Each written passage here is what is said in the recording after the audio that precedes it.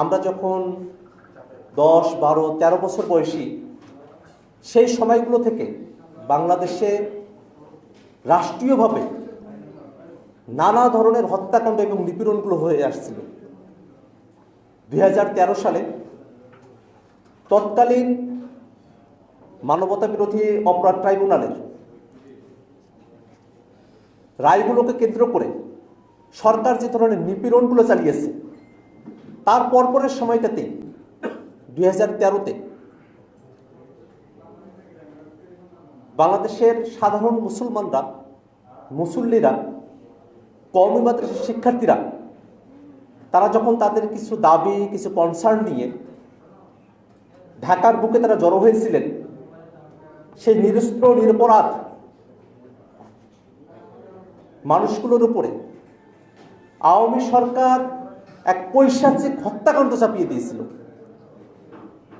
সে হত্যাকাণ্ডে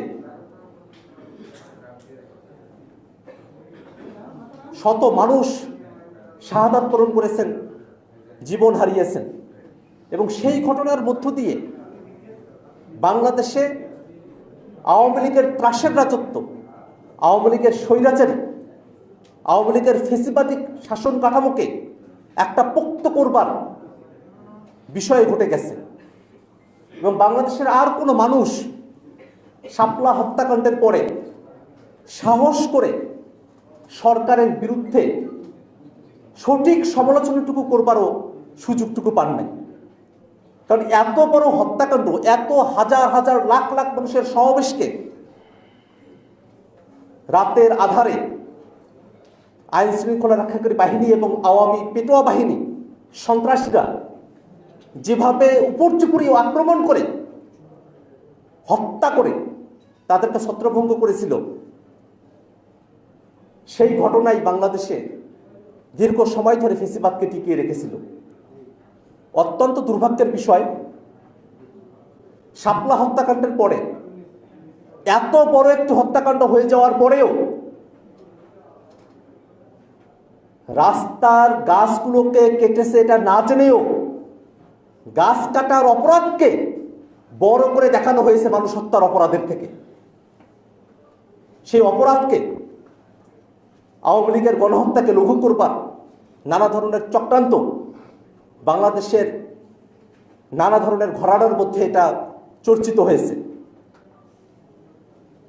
আজকে এক যুগ পরে এসে আমরা যখন শাপলা হত্যাকাণ্ডের স্মৃতিচারণ করি, সেই সময়টাতে আমাদের কাছে দৃশ্যমান হয়ে ওঠে যে শুধু আওয়ামী লীগ নয়, আওয়ামী লীগের সাংস্কৃতিক এবং বুদ্ধিভিত্তিক দোসর যারা আছেন,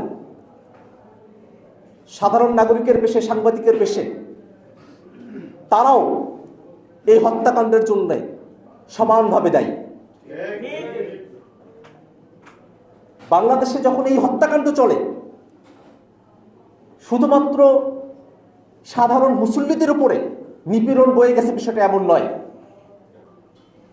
রাষ্ট্রীয় অনুমোদনপ্রাপ্ত টিভি চ্যানেল রাতের আধারে সেটা বন্ধ করে দেওয়া হয়েছে। এই হত্যাকাণ্ড নিয়ে কাজ করার কারণে মানবাধিকার ভিত্তিক সংগঠন অধিকার এবং তাদের কর্মকর্তাদের নিপীড়নের মধ্য দিয়ে যেতে হয়েছে, জেলখানায় যেতে হয়েছে, জীবনের নিরাপত্তাহীনতার মধ্য দিয়ে তাদেরকে জীবনযাপন করতে হয়েছে। যে ভয়ের সংস্কৃতি, যে ত্রাসের রাজত্ব এবং গণহত্যা বাংলাদেশে চাপিয়ে দেওয়া হয়েছিল, তার বিরুদ্ধে দীর্ঘদিনের জমে থাকা ক্ষোভ, দীর্ঘদিনের বিচার চাওয়ার আকাঙ্ক্ষা মানুষকে জুলাইতে একত্রিত করেছিল।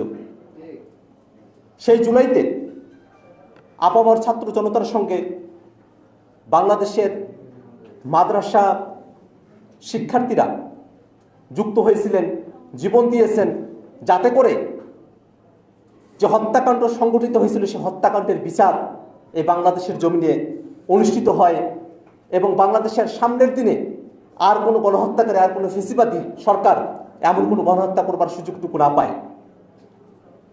কিন্তু দুর্ভাগ্যের বিষয়, অভ্যুত্থানের এতগুলো মাস পার হয়ে যাওয়ার পরেও শাপলা হত্যাকাণ্ডের ঘটনাকে সামনে নিয়ে কোনো বিচার প্রক্রিয়া এবং স্বাধীন কোনো তদন্ত কমিশন গঠন করা হয়নি। আমরা জাতীয় নাগরিক পার্টি এনসিপি ঢাকা মহানগর কর্তৃক আয়োজিত আজকের এই আলোচনা সভায় রাষ্ট্রের দায়ের এই অংশটুকুকেই ফোকাস করতে চাই। আমরা দাবি জানাতে চাই, শাপলা হত্যাকাণ্ডের সঙ্গে জড়িত আওয়ামী লীগ, তাদের দোসর এবং আইন শৃঙ্খলা রক্ষাকারী বাহিনীর যারা আছেন তাদের প্রত্যেককে একটি স্বাধীন তদন্ত কমিশন গঠন করে তদন্ত করে সঠিকভাবে বিচারের মুখোমুখি করা হোক। যারা শাহাদত বরণ করেছেন, যারা আহত হয়েছেন, তাদের প্রত্যেককে রাষ্ট্রীয় স্বীকৃতির আওতায় নিয়ে আসা হোক এবং প্রত্যেক পরিবারকে যথোপযুক্ত ক্ষতিপূরণ প্রদান করা হোক। যদি রাষ্ট্র এই পদক্ষেপগুলো গ্রহণ করতে পারে, তাহলে এই সামনের দিনে আমরা যে সুন্দর ন্যায় বিচারের ইনসাফ ভিত্তিক একটি কল্যাণকর বাংলাদেশ পেতে চাই, সে বাংলাদেশ অর্জন করা আমাদের পক্ষে সম্ভবপর হবে। আজকের এই আলোচনা সভায় দীর্ঘক্ষণ ধরে আপনারা যারা আমাদের বক্তব্য শুনেছেন, যেসব সাংবাদিক ভাইরা এখানে উপস্থিত আছেন এবং জাতীয় নাগরিক পার্টি এনসিপির ঢাকা মহানগরের নেতৃবৃন্দ যারা এখানে উপস্থিত আছেন, তাদের সকলকে ধন্যবাদ জানিয়ে আমি আমার বক্তব্য এখানে শেষ করছি।